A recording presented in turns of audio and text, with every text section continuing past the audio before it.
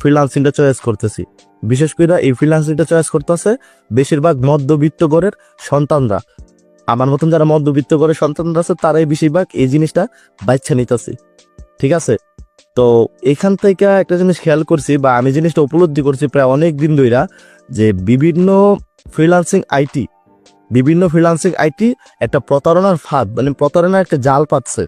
তো এগুলো নিয়ে এতদিন কিছু বলি নাই, তবে আজকে কথাগুলো বলতেছি, আপনারা একটু শুনে যাবেন। প্রথমত প্রতারণাটা আমি আপনাকে বোঝা যায় কিভাবে প্রতারণা করা হয়। মনে করেন যে আপনাকে এডমিশন দেওয়ানো হয়েছে, এডমিশন দিয়েছে, আপনি এডমিশন নিছেন। তো এডমিশন নেওয়ার পর আপনাকে বেসিকের ক্লাসগুলো করানো হইব। তো বেসিকের ক্লাসগুলো মূলত যেভাবে করানো হয়, আপনাকে এডমিশন নেওয়ার আগে একটা কথা বলা হয় যে আপনি মোবাইল দিয়ে ক্লাসগুলো করতে পারবেন বা মোবাইল দিয়ে আপনি ফ্রিল্যান্সিংটা শুরু করতে পারবেন। আপনি আপনার ফ্রিল্যান্সিংয়ের যাত্রাটা মোবাইলের মাধ্যমে শুরু করতে পারবেন। পরবর্তীতে আপনার ল্যাপটপ লাগবে।